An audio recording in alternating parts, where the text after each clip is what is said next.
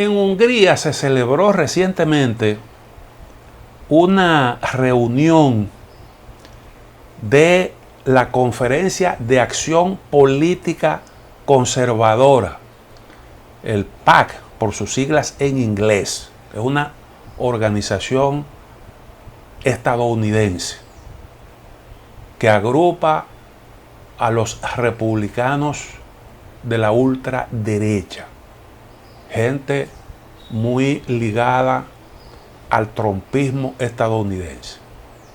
Se produjo esta reunión en Europa y llamó la atención la presencia allí del líder de Vox, eso fue en Budapest, del líder de la ultraderechista organización Vox, Santiago Abascal, y también la presencia de Tucker Carlson, que es un presentador, conocido presentador de la cadena de televisión Fox News, y que es uno de los abanderados de la teoría de la conspiración que le denominan el gran reemplazo.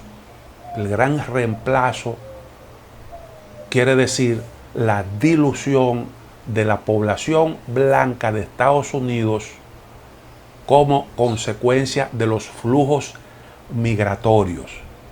Dilución que haría menos trascendental, menos importante políticamente a la población anglosajona. Ese proceso se le atribuye a una conspiración del movimiento progresista estadounidense, con el objetivo de producir justamente este resultado. Pues en Europa hay movimientos que son partidarios de la misma teoría. En el caso de Europa, advierten una proliferación de ciudadanos llegados de otros litorales que irían convirtiéndose en mayoría, sobre todo por el hecho de que allí, lo mismo que en la sociedad estadounidense, los blancos naturales de esos lugares se reproducen poco. Los que llegan son muchos y se reproducen más.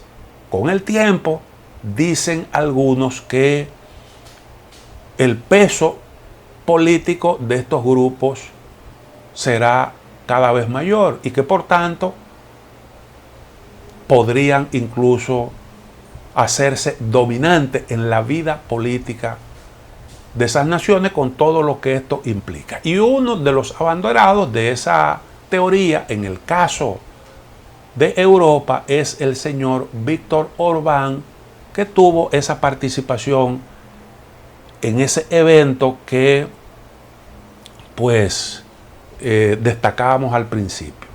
Estados Unidos es una gran nación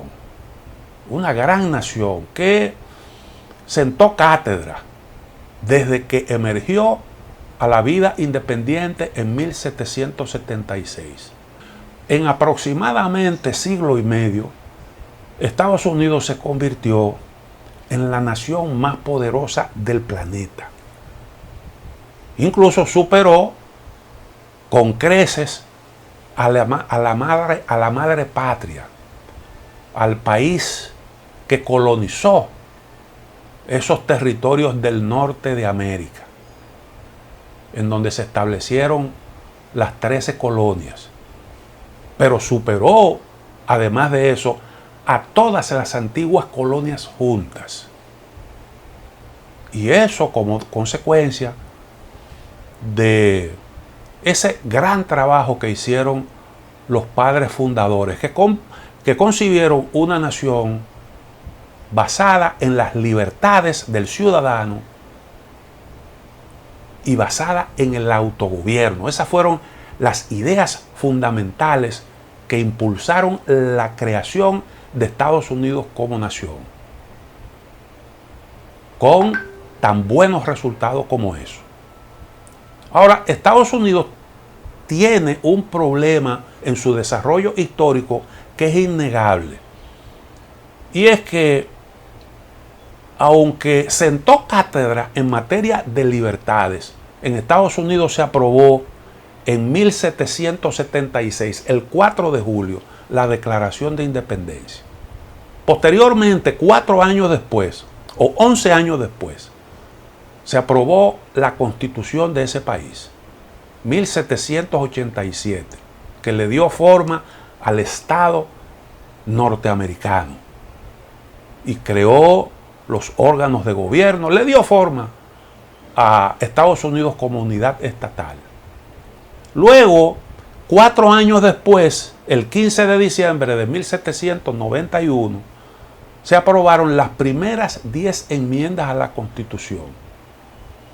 Es el denominado Bill of Rights. Y en esos documentos, la Declaración, la Constitución, el Bill of Rights, hay ideas sobre la libertad individual, la libertad del ser humano como ente natural, que estimularon los movimientos de emancipación, la lucha por la libertad en todo el planeta. Ideas muy, pero muy profundas sobre la autodeterminación y el origen de la legitimidad política, de la legitimidad de todo lo público, que depende de la voluntad de la nación, la voluntad del pueblo. Esas ideas revolucionarias inspiraron muchos movimientos libertarios en todo el mundo. Sin embargo, hubo una gran falla, y es que ninguno de esos documentos dice absolutamente nada sobre los esclavos negros. Todas esas ideas sobre la libertad no se aplicaban a los negros esclavos, que siguieron siendo esclavos durante aproximadamente 100 años después de aprobada la Declaración de Independencia. 100 años convivió la esclavitud con la Declaración de Independencia, la Constitución y el Bill of Rights, porque sencillamente los negros eran considerados instrumentum vocale, no eran considerados seres humanos, eran herramientas de trabajo que parlaban, que hablaban, y por tanto no se les reconocieron derechos, no se les consideraba iguales ante la ley. Y fue después de la Guerra de Secesión en 1865 cuando se abolió la esclavitud. Pero que resulta que la Guerra de Secesión en Estados Unidos no fue un movimiento por justicia social, sino que fue el producto de contradicciones entre dos esquemas de desarrollo, dos modelos de sociedades distintas. Una basada en la libre competencia, en las reglas de la economía de mercado, que eran los estados del norte, y otro grupo de estados que fundamentalmente se basaban en la explotación de fuerza de trabajo esclava, eran los estados del sur. Se impuso el norte sobre el sur y como consecuencia de eso entonces se produjo la abolición de la esclavitud. Sin embargo, eso no se tradujo en la declaración formal de los esclavos, de los emancipados. No se les declaró iguales ante la ley. Y por tanto no consiguieron, como consecuencia, después de abolida la esclavitud, no se les concedieron derechos civiles y políticos. Hubo que esperar hubo que esperar otros 100 años más para que eso se concretizara. Y fue el producto de duras luchas que encabezaron dirigentes de la talla de Malcolm X y de Martin Luther King. Eso se produjo en los años 60, mediados de los 60, 1964, 1965. Fueron los años en que se aprobaron esos actos que le reconocieron derechos civiles y políticos a la población afroamericana. Y esto lo que pone en evidencia es hasta dónde, qué es lo que explica por qué la sociedad estadounidense tiene ese racismo tan arraigado, y explica los problemas que hoy en día uno observa en la sociedad estadounidense.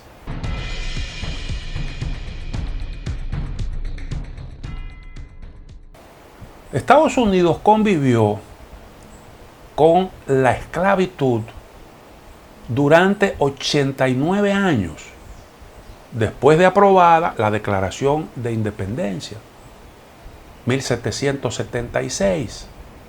La esclavitud convivió con la Constitución de los Estados Unidos y sus 10 enmiendas, en donde se proclamaron los derechos, la libertad de expresión, la igualdad ante la ley, etc. Y entonces fueron necesarios 100 años más para que se les reconocieran a la población afroamericana derechos civiles y políticos. Y desde entonces hasta la fecha han pasado ciento y tantos años más, y aún nosotros vemos un racismo que se expresa incluso en actos tales de barbarie como el hecho de que un blanco sale a la calle armado hasta los dientes a matar negros. Incluso penetra, como ocurrió hace unos años en una iglesia para cometer fechoría. O el caso reciente de este jovencito de 17 años en Búfalo, que se trasladó desde su comunidad hasta Búfalo, escogió ese sitio porque allí la población era predominantemente negra. Llegó a un supermercado con la intención de asesinar a todo el que tuviera el ombligo para adelante, como dicen. Y disparó, asesinó a 10 personas, hirió a otras 3. Y era uno de los partidarios de esta teoría del gran reemplazo.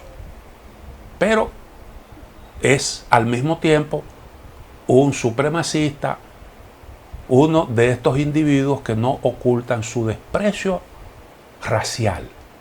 Cometió ese hecho abominable que es uno de los tantos que se han registrado últimamente en Estados Unidos.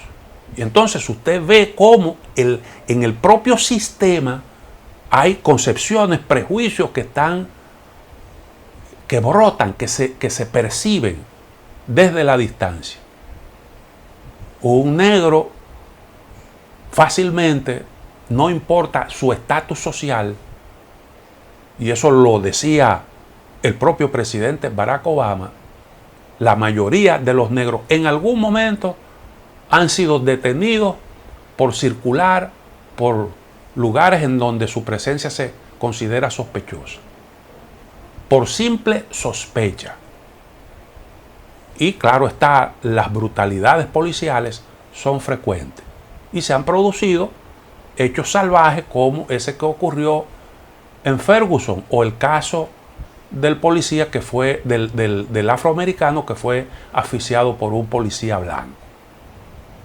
Y todas estas son manifestaciones de ese problema, que ahora se presenta mezclado con otro fenómeno, que es el asunto de la guerra cultural, la denominada guerra cultural, a la que nos referíamos en un programa en días pasados, que es la lucha por la prevalencia de determinados criterios, de determinados valores. Y esa lucha se expresa en una competencia por tener mayorías en organismos como la Suprema Corte de Justicia de los Estados Unidos. Hay siempre un escarceo entre los distintos sectores de la sociedad estadounidense por tener mayoría allí. Simple y llanamente porque la Suprema Corte de Justicia tiene un gran poder para interpretar las leyes, sentar precedentes que tienen la misma fuerza de cualquier ley. Fíjense lo que ha ocurrido con lo relativo al aborto. Un precedente del año 1973 se modificó porque los conservadores lograron una mayoría en la Suprema Corte de Justicia que cambió un precedente. Y entonces ahora el asunto del tratamiento legal de la interrupción del embarazo pasa a ser esfera de la competencia de los estados. Pero no solo eso, el problema este se expresa también en las leyes sobre el voto. Los demócratas dicen que los republicanos andan por ahí poniendo obstáculos tanto en el plano federal como a nivel de los estados, poniendo obstáculos al voto de la población afroamericana y de los migrantes hispanos, porque se entiende que son grupos de la población que votan mayoritariamente por los demócratas. Entonces, en estas corrientes,